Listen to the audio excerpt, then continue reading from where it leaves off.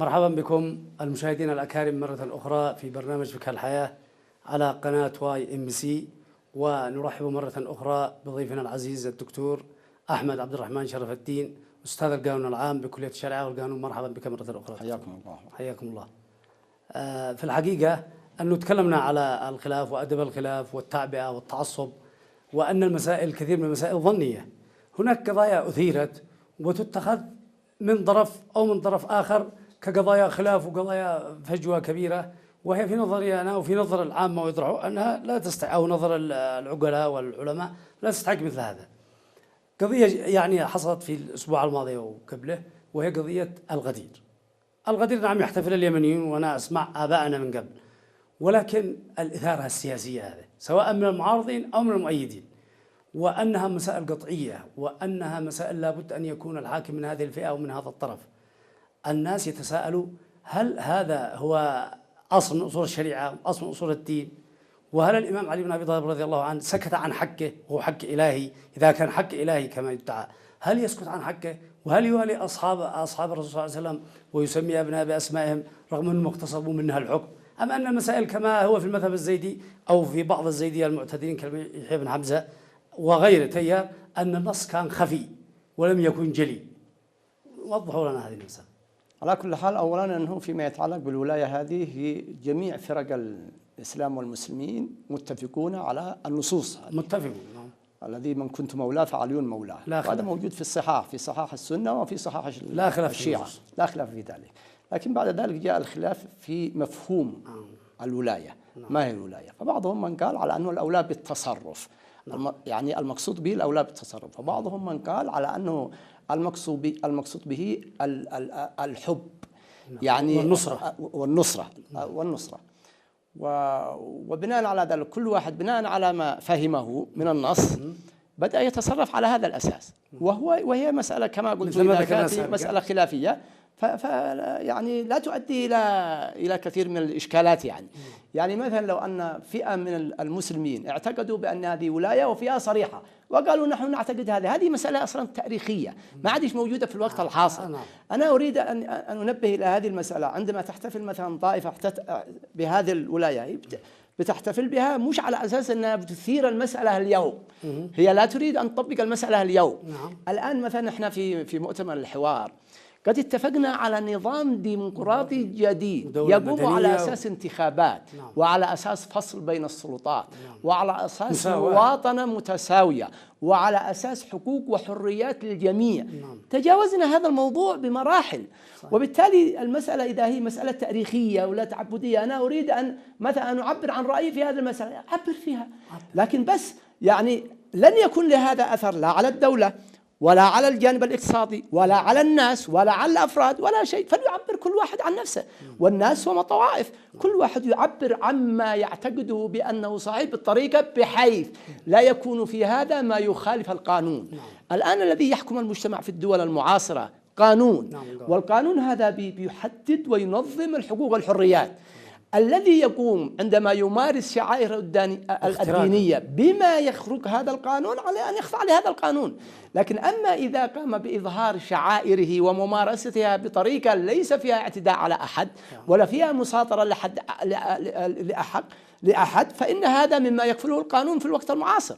يعني لماذا الآن نحن نقول التعبير عن رأي، وكل واحد ممكن أن يعبر عن رأيه بالطريقة الذي يريد، وتنشأ منظمات يعني اتجاهات فكرية مختلفة، وكل واحد يعبر عن رأيه بالطريقة الذي يريد، بل أنه أصبح عندنا تعدد الأحزاب، وتأتي الأحزاب ببرامج مختلفة وأحيانا متناقضة ومتعارضة، لك الحق أن تعبر عن هذا الرأي.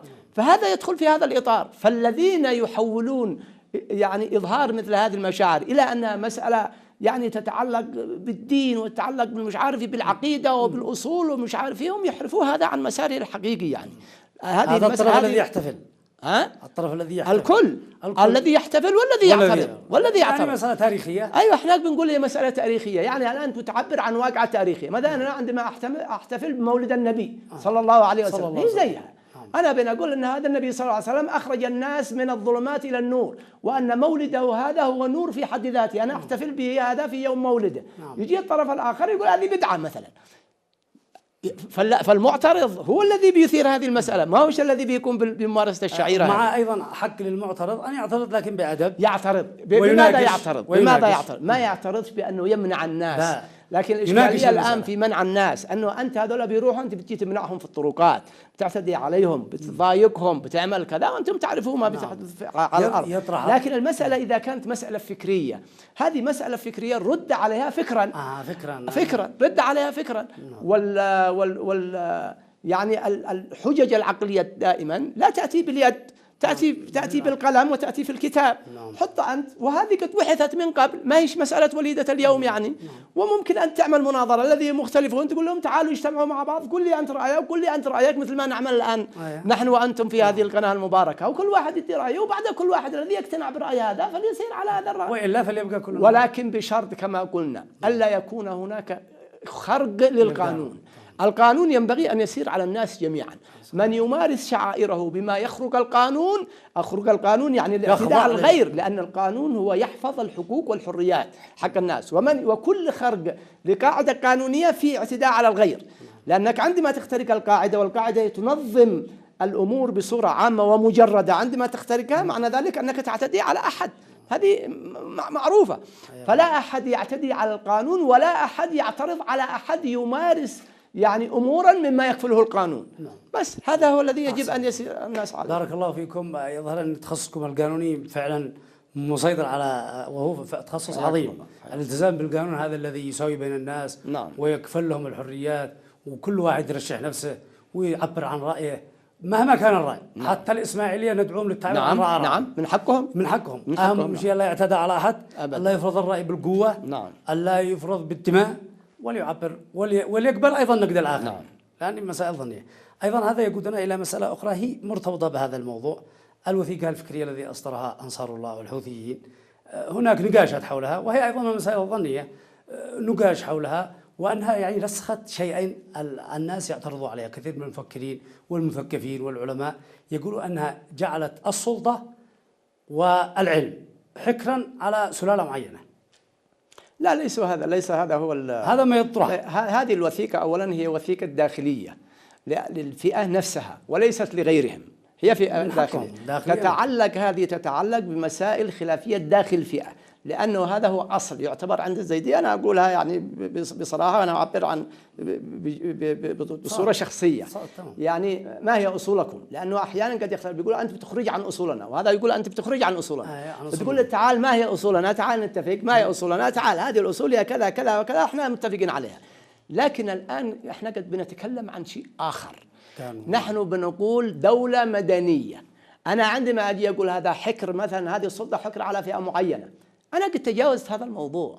أنا الآن في دولة جديدة. إحنا مثلا في رؤيتنا كمكون سياسي في داخل مؤتمر الحوار، والإخوان يعرفوا هذا، عندما قدمنا رؤانا قلنا نريد دولة مدنية. ما معنى دولة مدنية؟ يعني دولة مدنية يكون فيها الحكم للشعب.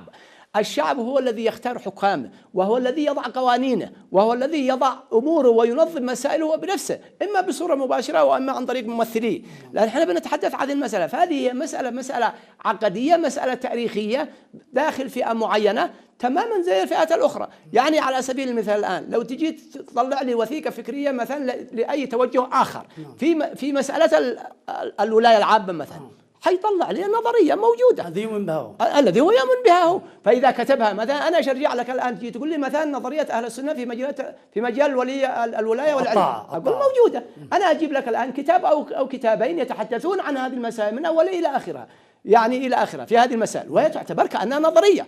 ولو أنه فئة معينة اختلفوا فيما بينهم، ممكن أن يجتمعوا مع بعضهم ويجيبوا هذه الأحكام ويضعوها في هذه الوثيقة، ليس في ذلك شيء على الإطلاق. فليجتمعوا مثلا الآن السلفيين ممكن أن يجتمعوا مع بعضهم وينزلوا وثيقة ما هي مثلا يعني ضغط ولي الأمر أو عدم الخروج. هذه المسائل أيوة يقولوا بها. لا شك، لكن أهم شيء أنه ما يكونش يفهموا العامة أن هذه مسائل قطعية.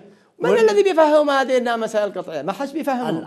يطرح الآخرون أن هناك توجه لتفهيم العامة بأن هذه مسألة قطعية، وأن من خرج عليها فإنه كأنه خرج على الدين. يفهم. احنا بنتكلم عن شيء ثاني من أحسن ما يكون. احنا ذا بنتكلم عن شيء ثاني، وبنقول مثلا لقواعدنا، مثلا إذا كنا مكون سياسي بنقول قواعدنا هكذا، ورؤيتنا فيما يتعلق بالدولة وبنائها معروفة ومنشورة، نقول هذا الذي نريد أن نتشارك بها هذه الرؤية مع شركائنا في هذا البلد على اختلاف توجهاتها السياسية والفكرية والكلام. في الحوار أيوة، الحوار هو بيمثل المكونات السياسية كلها، السلفي موجود والسني موجود والشيعي موجود والإسماعيلي موجود والاشتراكي موجود والمعتمري موجود، كلهم موجودين. جميل. السياسة والدين والذا كله موجود داخل مؤتمر الحوار، ولا بد أن يكون هناك قاسم مشترك بين الجميع. القاسم المشترك هذا الذي احنا بنسعى إلى أن نصل إليه، وما في حد بيجي يضع يعني أفكاره التاريخية والذي تخصه ويتمسك بها، لأنه لو أن كل طرف تمسك بآرائه الدينية لن نصل إلى توافقات على الإطلاق.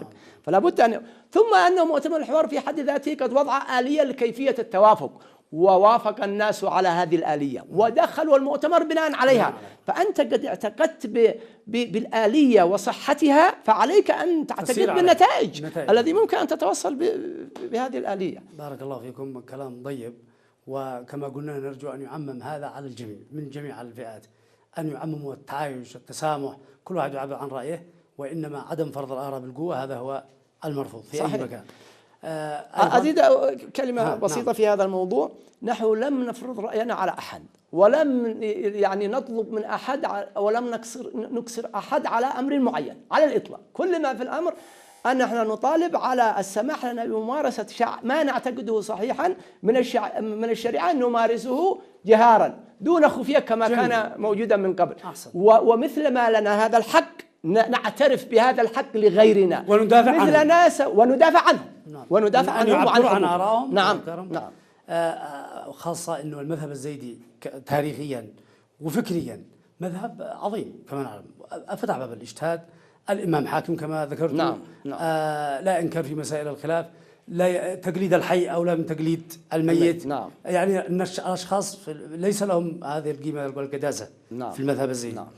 أيضا من الأصول العظيمة بل من الممارسات التاريخية أننا عندما حكم الأئمة الزيديون لم نرى إرغاما لأحد على تغيير مذهبه. نعم. ولا على تغيير ألفاظ أذانه في تعز. نعم. أو في إب.